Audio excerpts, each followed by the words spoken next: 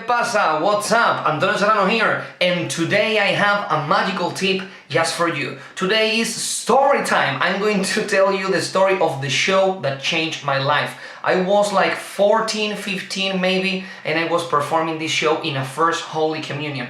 Birthday parties and first Holy Communions was basically the only thing that I was doing. I only did like 10 or 15 shows during May, and that's all of the shows that I did for the whole year, which was quite sad when you think about it. But I was a kid. It was amazing that people were even booking me, like giving me like 50 euros or something like that to be there and perform for about 40 minutes, 45 minutes. So in this show, I noticed something different, like I feel different about this show. But it is now in the present day when I realized how much this show had an impact on me. I remember that my father was with me in this show, and when we arrived, we look around and we said, oh my god, this is the worst crowd, the worst family that we have ever encountered. We arrived when the party is almost over and I am there to finish the celebration, and people were completely spread. It was like an outdoor place, completely spread. A lot of people drunk, the kids running around, and I was like, how on earth am I going to make all these people put together in a place where I can perform and no one is outside from that bubble, making the situation uncomfortable, right? So I started putting up the show and all that stuff, and the thing was that a couple of days before I did some strolling magic in a wedding, right? My math teacher, I was at this point in secondary school, my math teacher booked me to perform some magic at a wedding. A friend of his had her wedding, and I performed their magic in the tables, like strolling in the tables. They were having the dinner, and in the middle of each plate I was performing magic. And at that point I realized that I had a lot of tricks, but I had no structure for them. And I feel weird because I perform a trick, and then I perform another trick, and then I wanted to do another trick, but I realized that I had it in my case, I don't have it with me, and I was like, what I was thinking, this trick is perfect to do it right now, why the hell did I leave this trick in the case and not with me? So the very next day I was like, okay, I need a structure. I need a structure for my close-up magic, I need a structure for my stage parlor family show magic. So 2 days before, I performed in this first Holy Communion. And that was the very first time that I performed a show with a fixed structure. Before that, I arrived at a place with my case full of tricks. Every day I would choose a different set of tricks. Some of them I practiced more, some of them it was the first time that I bring them outside of my house. And it was the first time that I said, I need a structure, right? Let me tell you something. That show that day was the very first time that I took a very, very bad crowd, completely dispersed and not caring about me crowd, and kill with the show. And the show obviously was not very good. I was 13 maybe, I don't know, 13, 14 years old. The show was not very good. The show was, I would say, badish, quite regular. If I compare it with my current show, obviously pretty bad. But at that point, it wasn't a very good show. The thing was that I was focused. I was focused on the structure. Like, I do this, and then I go directly from this. And keep this in mind, there was no structure among the tricks. When I finished a trick, that trick was done, and we never talk about that. Or we never talk about anything related about this trick. There was no inside structure. I simply mean about having a set of tricks that I always going to perform in the same way, in the same order, right? And even my father, which is a very critic person, he said to me, Antonio, that was quite nice, right? It was a very bad audience when we arrived. They were loud and silly, and they were all sitting down listening to you. Oh my god, that was great. That was very well done. And I think that the main point is that they didn't have a second to relax. A lot of the times when I was doing magic with random tricks in any order, it's like, I want to do today this trick, okay, I want to close with this trick, and now the same trick I want to do it as an opener. People could feel that I was not that into the show, and also a lot of the times I finish a trick, I put the trick inside the case, and now I was like probably like 7 or 10 seconds looking at my case like this without even speaking, thinking about what should I do now. And those 7 to 10 seconds between each trick are crucial. If you relax and make people relax between two tricks, a lot of kids are going to walk away, a lot of adults are going to be, okay, I'm going to the bar, I'm going to grab a drink, and now I come back. So you make people relax. In this show, when I was 14, in this show, the structure was so structured, let's say, that people didn't even have a chance to relax. It was like, I finish a trick, and even before I put this trick away in my roll-on table, which was what I was using at the time, before I put this trick away, I was talking about the next one. Bam, bam, bam, bam, bam. So people didn't have a chance to relax, and that's great. That's great. So I'm going to tell you extremely quickly all of the things that I performed in this show, which are quite nice. The first trick that I opened with was hippity hop rabbits, the wood rabbits, and I had some music, paparam, paparam, paparam, pam, pam. People clap. In Spanish, that piece of classic music is called Marcha de Palmas. I don't know the name in English. So as people were clapping, I was turning around the rabbits, right? And all of the kids, you are turning them around, they are black and white and all that stuff. And when you show them in the other side, they are blue and yellow. I was quite lucky when I purchased my rabbits because blue and yellow are the colors of the football team in our area, in our city. So it is quite funny. So I do some jokes with that. Yeah, they are football players. Oh, you don't believe that? Look at that, blue and yellow. It's quite funny. So I did that trick to open, and then I did a sponge ball routine. Quite simple, with a kid. I produce a ball from the kid's ear, then I divide it in two. I put one in each of my hands. They travel to my hand, both of them in my hand. Then the ball traveled to the kid's hand, and then I had some dealer items, sponge ball related dealer items. A growing ball, a ball that changes into a rabbit, and that ended up inside of my sponge rabbit routine. Then I had a ball that changed into a hand, and also the square ball, like two balls put in my hand. I went like that. Here is the ball. No, here is a square. Here is the ball. Yeah, it's a ball, but it's a black ball, right? Which is quite funny. And that's basically the routine that I did with the kid, right? I had a gag, quite interesting gag, that was like a cocktail napkin, a white cocktail napkin, and I drew with some paint and some markers like a big stain, like yellowish, orange, some kind of that. And I asked the kid, before I pulled the ball, the sponge ball, out of the kid's ear, I asked the kid, have you cleaned your ears today? Yes, I'm not sure, let's take a look. And I take the paper napkin and I went, and in the other ear, and I was like, oh my god, are you sure you're cleaning today your ears? And people could see the big stain in the paper napkin, which is quite funny. And then I pull up the sponge ball and we started with the routine. So the paper napkin is a great gag. Nowadays I do, after my Meister's dream, the dirty towel gag that I built myself. So it is not a gimmick towel. It is gimmick, but not gimmick. If you want me to explain a little bit about the towel, I can do it anytime you want. It's a quite fun project to do, and it has much more benefits than the gimmick one.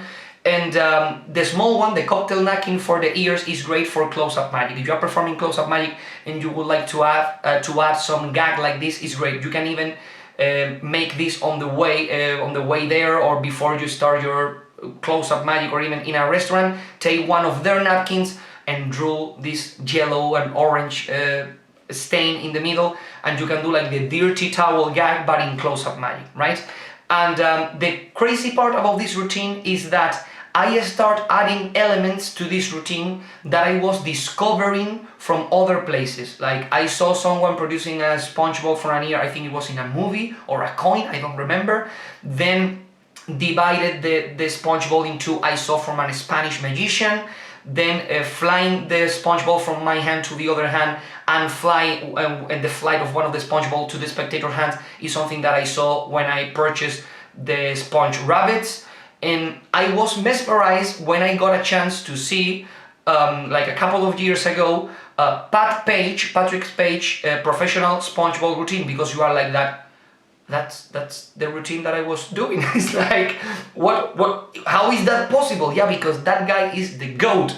That guy is simply the best, and he took all of the best elements in a sponge ball routine and made it great. So Patrick Page is that good, is so good, that you are doing things that he created and that he orchestrated, even if you don't know the guy, even if you never heard his name. That's how good it is.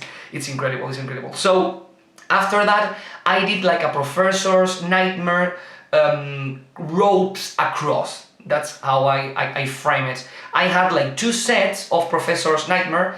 I showed the 3 ropes that were equal. I put them inside a plastic bag, transparent plastic bag with a pin that you use to hang clothes to dry, and I give that to a girl. And then I took out from a gag bag, you know, those bags that you made of fabric, that you turn them around, and every time they have a different color. I start putting out 3 ropes that were different sizes. I did the classic maneuver to change them to 3 equal ropes, and when the girl pulled out the ropes from the plastic bag, they were different. So it's basically like a transposition of 3 equal ropes and 3 different ropes. Quite nice. Something quite interesting about this routine is that I was so green in magic, so green in magic, that I purchased from a magic shop online 2 sets of Professor's Nightmares rope, right? Instead of purchasing for the same money or even less a length of magician's rope and create the gimmick myself, because I knew how the trick worked, right? I learned this trick in a magic kit that my parents bought me. The Professor's Nightmare came in that kit, in that magic kit. I could have perfectly buy magician's rope and create those 2 sets for me, but I was so green that I looked Professor's Nightmare and I bought 2 sets. And talking about green, do you know what happened? One of the sets came in blue and the other one came in the color green, so I couldn't do the trick. I had to order one more time to the same magic shop and ask, please, could you send me the ropes blue? Thank you. And now I have the 2 blue sets. I performed with them for a lot of time, and it was a great effect. I have a lot of jokes for the girl, the bag with all of the colors, and it was quite a fuller. I remember teachers that saw me perform this trick in different places, birthday parties and things like that, and they were like, oh my god, the ropes, I don't understand the ropes, how are you doing that with the ropes? Quite a powerful trick, and you are using 6 ropes instead of only 3, which is quite nice, okay? And something that I didn't mention is that after the sponge ball sequence with the boy, I had like a 5-minute comedy routine to do a simple balloon dog. And that balloon dog I gave to the kid that helped me with the sponge balls. And then with the girl, with the ropes, I had like a comedy routine with music and all that stuff, doing a balloon flower, and I gave the flower to her.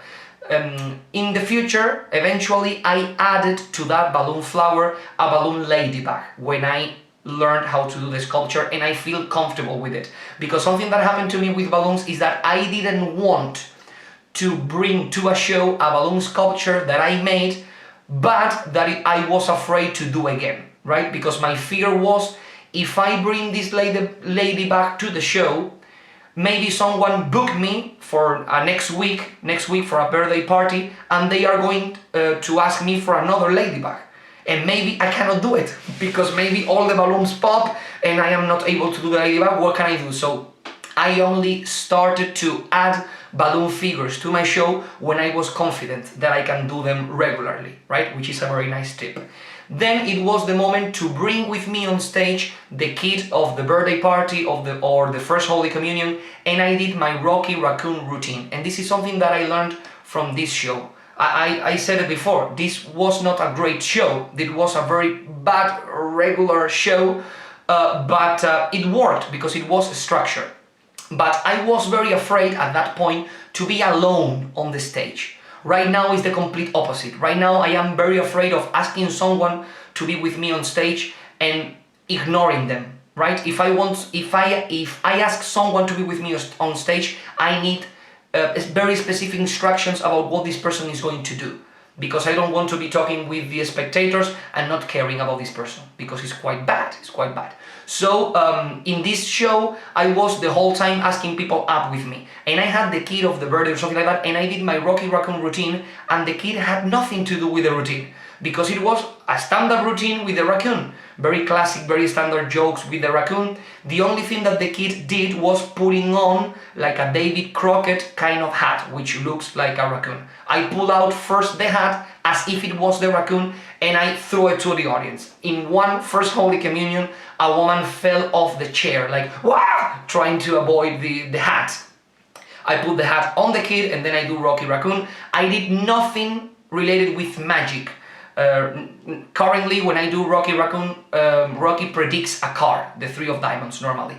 But in this case, nothing. And after Rocky Raccoon, I made a balloon sculpture for the boy or the girl that was celebrating something. Most of the times I did a monkey in a palm tree. I had a lot of gags, a lot of beats, building the balloon palm tree, and most of the times I had like a hamper, and inside the hamper I had the monkey already done, because it took a lot of time, because also you have to draw the eyes and the mouth and all that stuff. When I learned and I was confident with the balloon ladybug, I also had the ladybug inside of the hamper. And when I learned how to make a really big and advanced balloon dog, I also have a balloon dog there for the kid that helped me with the balloon sponges. And that was the point where I started doing the play dead gag, like play dead, boom, and I explode the balloon, I pop the balloon, right? I didn't do that gag before because it took me so long to do the dog that if I pop the dog out and now I have to do it again, it's going to be a very long routine. So I only did that gag of popping the dog and throw it out when I was able to have a very good balloon figure inside the hamper to give to the kid, right? So after this sequence with the boy of the first birthday and the balloon palm tree with the monkey, I had a blendo routine. I asked for a girl or a boy. Once more, I am not alone. I am only alone on stage with the first trick and the last trick, which is the completely opposite of my current shows. And now I did a blendo routine with a change back. It was basically 4 very small silks. They are basically the 4 separate silks that you get when you buy a blendo for a thumb tip. When you buy a blendo for a thumb tip, you have a thumb tip, a small blendo, and an even smaller 4 squares. So I use those 4 little squares in the middle section of my triple change back. I show them, I open up the zipper compartment, nothing here, give my hand, blah, blah, nothing here, I put them inside, and they change into bigger silks, 18-inch silks. I take the 4 silks, big silks in the corner, and I make a knot, right? And then I put them inside, and they change into the blendo. But the blendo is folded more or less like the 4 separate silks with a knot in the center. So when you grab it by the knot, it looked like nothing changed. So I unknot, we open it up, and we could see the blendo. That's the way I did it, and with some gags, with some comedy wands, and the idea was that I made the silks larger, and the second phase was going to be done by the children, all of them, so it looked like it failed, but the thing was that they didn't make the silks larger, they put them together. And something that I add quite recently to this routine that I still currently do for kids shows is, instead of putting the 4 silks with the knot inside of the bag, doing the magic words and then pulling out the blendo with the knot, what I do is I ask the kids, do you want to make these silks bigger inside the bag or outside the bag? And in the act of simply saying inside the bag or outside the bag, I change the 4 silks for the blendo. So most of the times kid says, outside the bag, outside the bag. So I turn the bag inside out. I already have the blendo in my hand, but from their point of view, nothing happened. So now we are putting these 4 silks together, not inside the bag, but in our hands, which from my point of view makes the trick quite more powerful.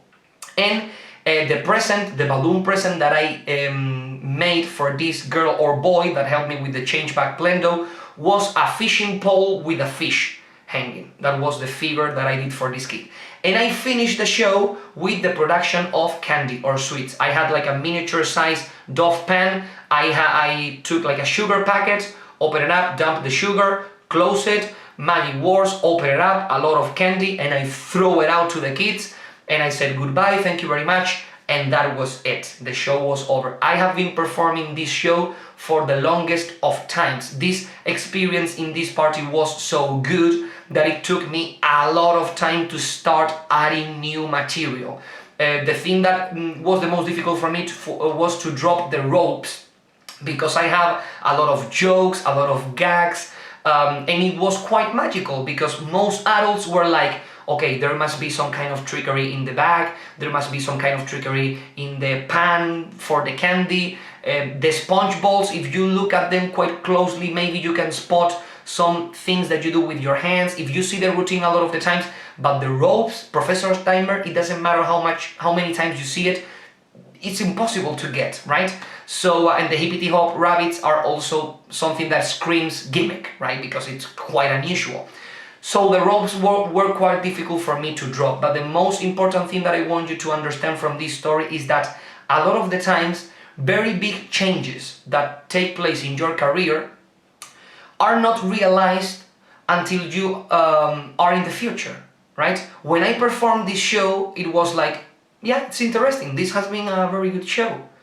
I was not aware of the impact that that show was going to have in my future, right? Because that was the moment when I realized that if I wanted to have a good reaction, I have to work for it. It is not enough to take a couple of tricks, put them inside a bag or a suitcase and go there and perform. That's not enough. You have to think about the order, you have to think about what you are going to say, you have to work on it, right? You have to see where the weak spots are and change them, right? And make them stronger. So, yeah, that's the main goal that I have with this video. Make sure that you don't overlook the things that you are doing right now, because maybe in 10 years time, in 15 years time, you are going to realize that the thing that you did today changed your life dramatically. Okay, so that's all the information that I have for you guys. I hope that you find this information and this story useful. Leave a comment, please subscribe, and as always, I will see you in a near future. Bye there!